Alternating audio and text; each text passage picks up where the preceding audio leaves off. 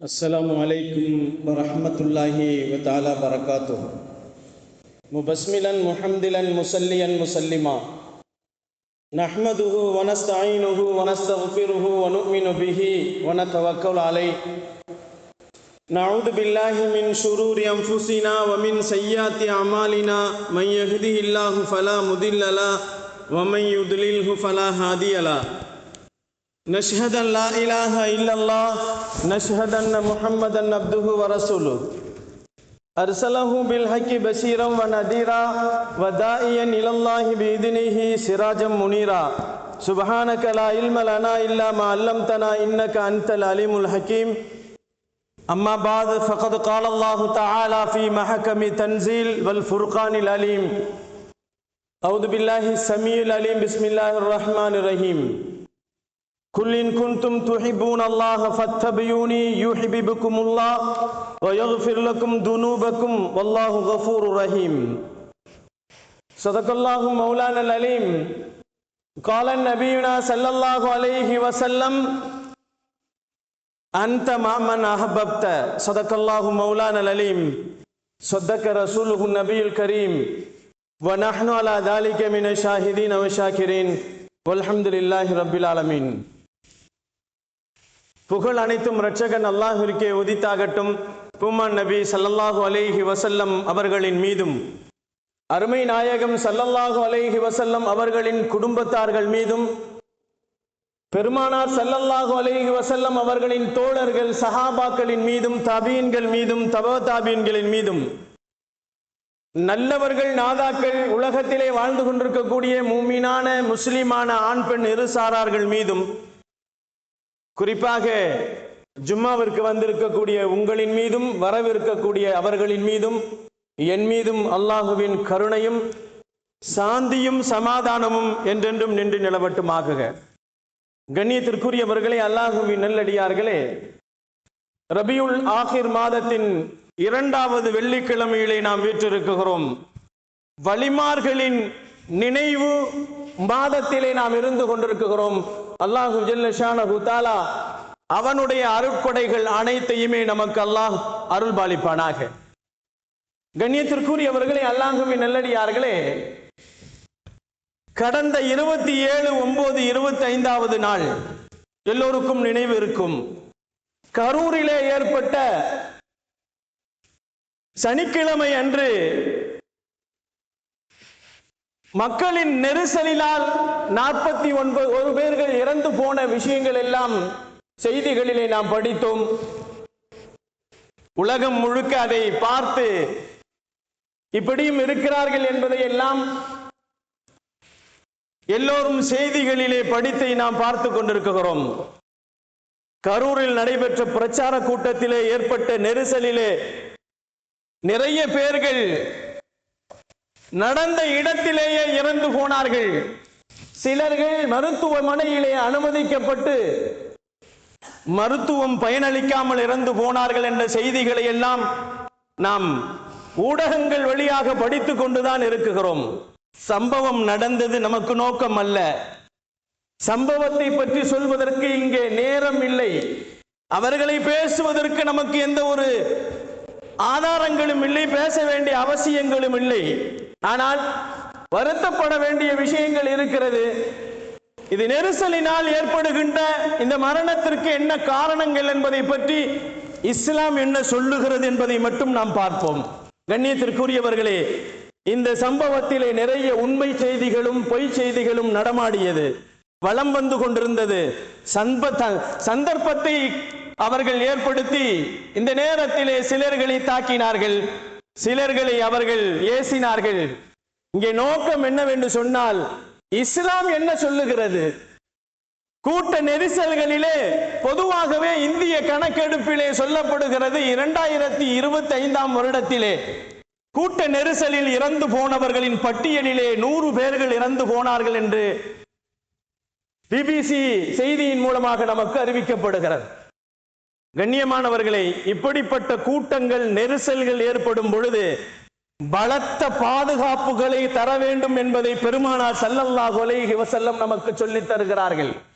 எந்த கூட்டமாக இருந்தாலும் சரி, அந்த கூட்டத்திலே நெரிசல்கள் வரும் என்ற ஒரு சந்தேகம் இருக்குமேயானால் சரியான பாதுகாப்புகள், பலத்த பாதுகாப்புகளை கொண்டு உலகத்திலே வாழக்கூடிய ஜீவராசிகள், வாய் பேச முடியாத ஜீவராசிகள் கூட இருந்தாலும் அவர்களுக்கும் எந்த ஆபத்துகளும் ஏற்பட்டுவிடக் கூடாது என்பதை பெருமானார் ஸல்லல்லாஹு அலைஹி வஸல்லம் அவர்கள் கணித்திருக்கிறார்கள், பாதுகாப்பு அளித்திருக்கிறார்கள்.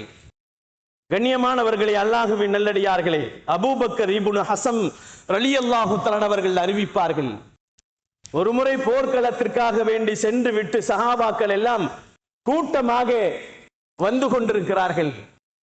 பெருமானார் ஸல்லல்லாஹு அலைஹி வஸல்லம் அவர்களும் அவர்களின் தோழர்களும் படை சூழ வந்து கொண்டிருக்கின்ற நேரத்திலே இந்த கூட்டத்திற்கு இடையிலே ஒரு நாய் ஒன்று மாட்டிக்கொள்கிறது. அதுவும் அந்த நாய் குழந்தை பெற்றெடுத்த நாய். அது அந்த குழந்தைகளுக்கு பால் கொடுத்து கொண்டிருக்கிறது. அந்த சஹாபாக்களின் ஜன நெரிசல்களின் அவர்களின் நடை வேகமாக வந்து கொண்டிருப்பதை பார்த்த அந்த நாய் சஹாபாக்களை பார்த்து உரும்பியது. பொதுவாகவே நாயை பார்த்த உடனே நமக்கெல்லாம் ஒரு ஞாபகம் வேண்டும், கல்லை எடுப்போம். அதுபோன்று சஹாபாக்கள் சிலர்கள் அதை விரட்டினார்கள்.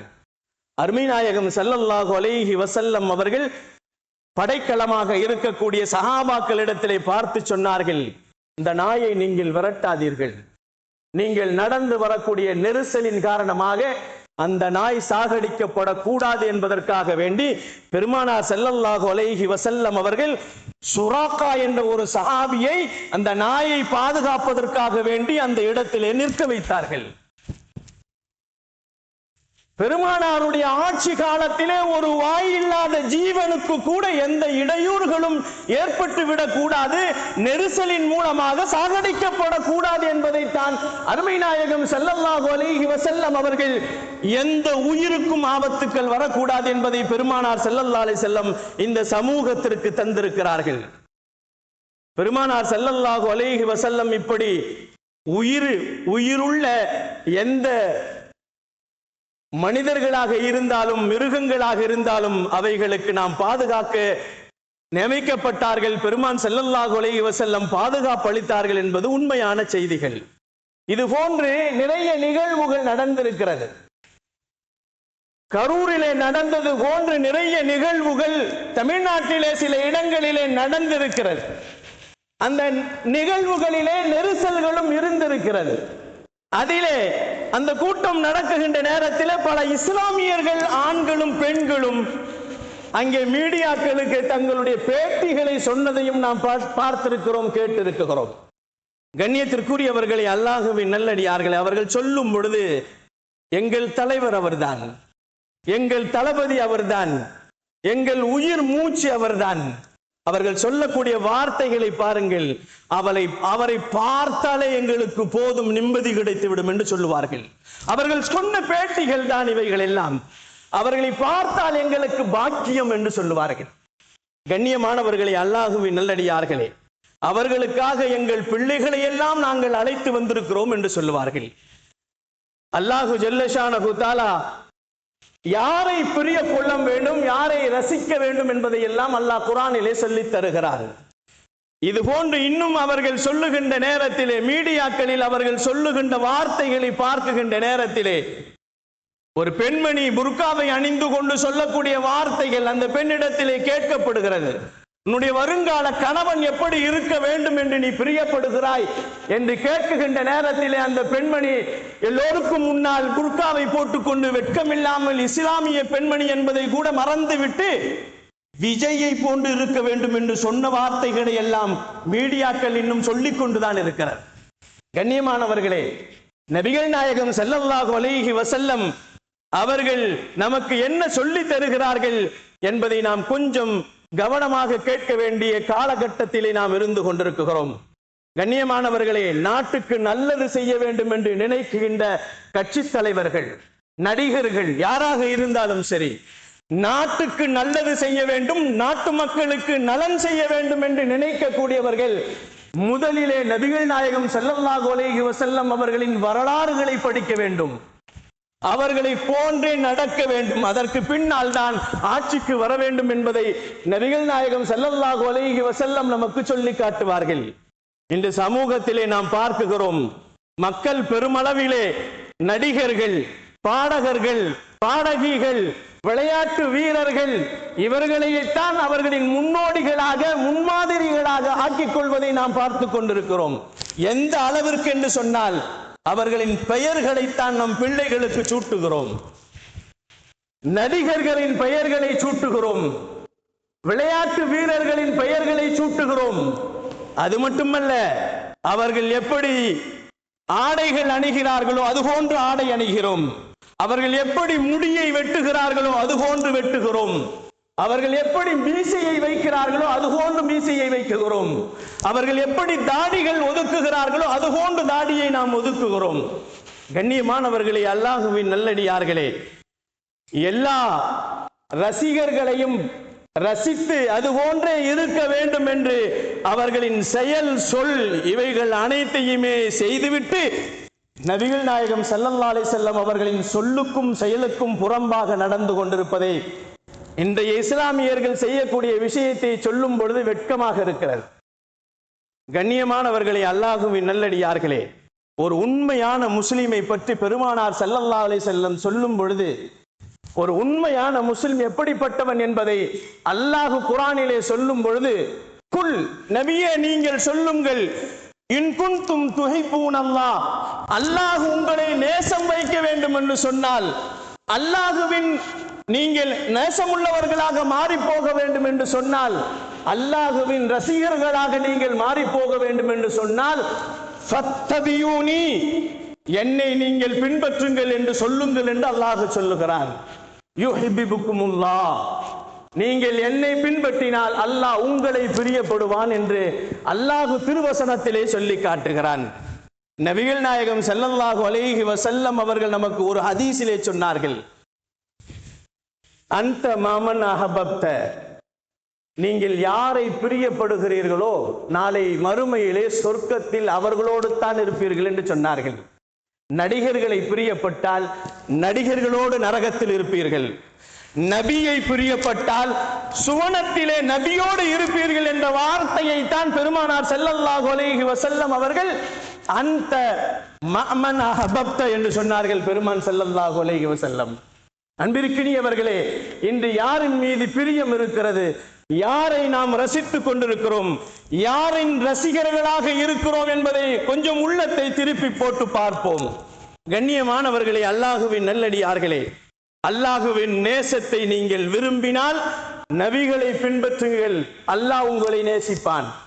அல்லாஹுவின் ரசிகனாக நீங்கள் மாற வேண்டும் என்று சொன்னால் நபிகளை நீங்கள் பின்பற்றுங்கள், அல்லாஹ் உங்களை ரசித்து புகழ்வான் என்று சொன்னார்கள் பெருமானார் ஸல்லல்லாஹு அலைஹி வஸல்லம்.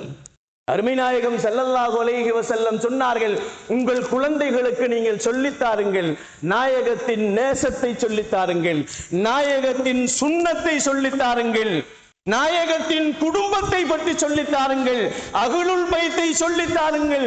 அடுத்து சொன்னார்கள் பெருமான் ஸல்லல்லாஹு அலைஹி வஸல்லம், உங்கள் பிள்ளைகளுக்கு குர்ஆனை சொல்லித்தாருங்கள் என்று சொன்னார்கள்.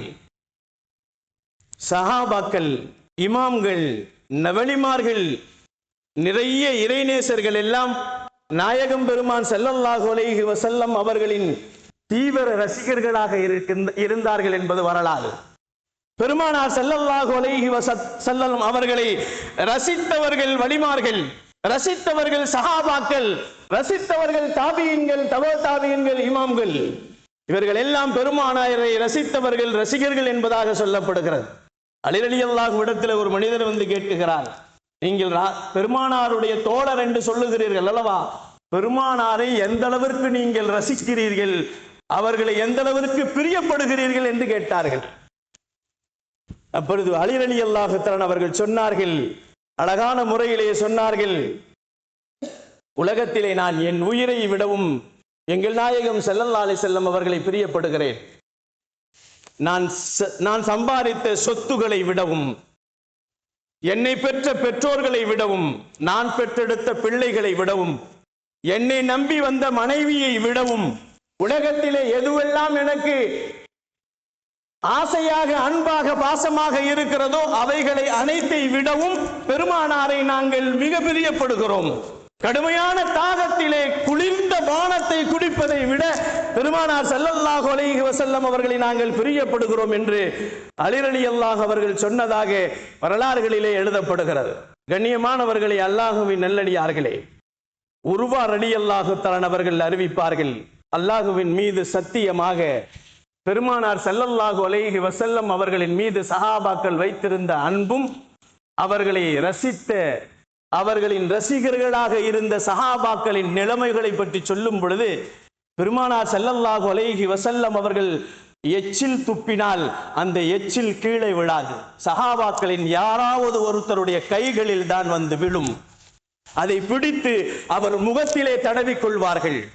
பெருமானார் ஸல்லல்லாஹு அலைஹி வஸல்லம் அவர்கள் ஒழு செய்கின்ற நேரத்திலே அவர்களின் ஒழு செய்த மீதி தண்ணீர்கள் இருக்கிறதல்லவா, அந்த தண்ணீர்கள் கீழே விழுவதில்லை. யாராவது ஒரு சஹாபியினுடைய கரத்திலே விழுந்து அதை எடுத்து முகத்திலேயும் உடலிலேயும் தடவிக் கொள்வார்கள் என்று பெருமானாரை ரசித்தவர்கள் தான் சஹாபாக்கள்.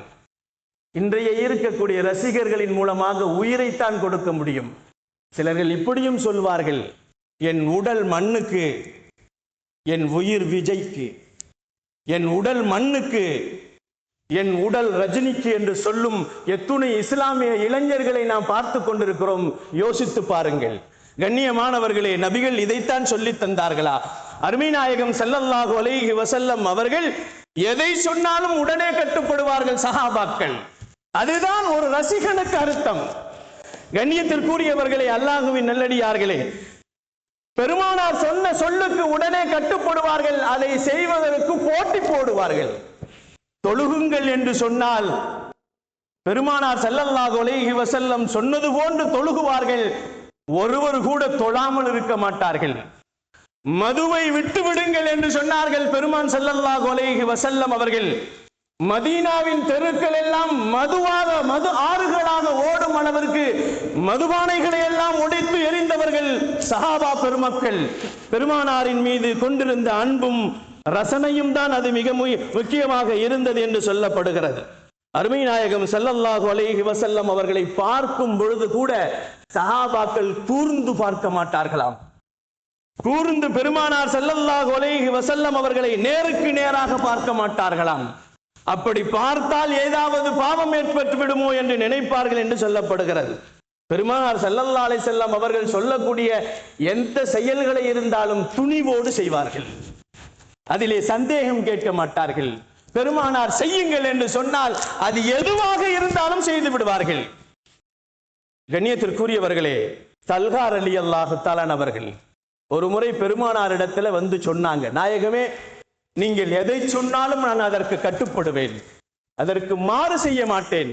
பெருமானார் ஸல்லல்லாஹு அலைஹி வஸல்லம் அவர்களை சந்தித்த அந்த தல்ஹா ரலியல்லாஹு சொன்னார்கள், நீங்கள் எதை சொன்னாலும் கட்டுப்படுவேன் என்று கேட்ட உடனே பெருமானார் ஸல்லல்லாஹு அலைஹி வஸல்லம் அந்த தல்ஹா வாலிபராக இருந்தார்கள், சிறுவயதாக இருந்தார்கள்.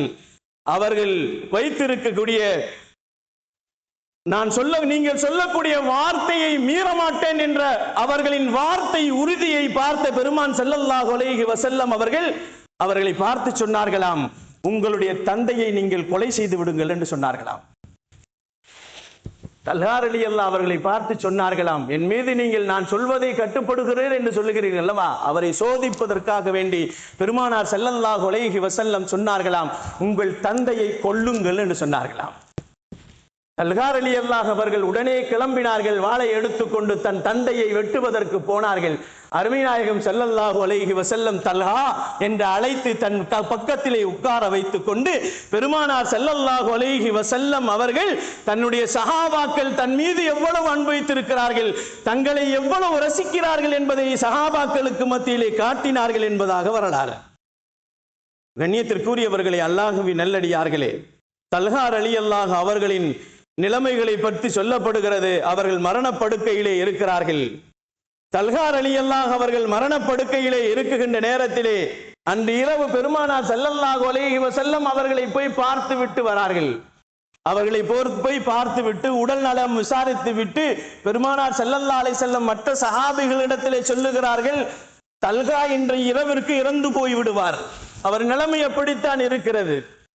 அவர் இறந்து போன செய்தியை உடனடியாக எனக்கு தெரிவிக்க வேண்டும் என்று பெருமானார் ஸல்லல்லாஹு அலைஹி வஸல்லம் அவர்கள் சொல்லிவிட்டு வீட்டுக்கு சென்று விட்டார்கள். அதே போன்றுதான் தல்கா சக்கராத்திலே இருந்தார்கள்.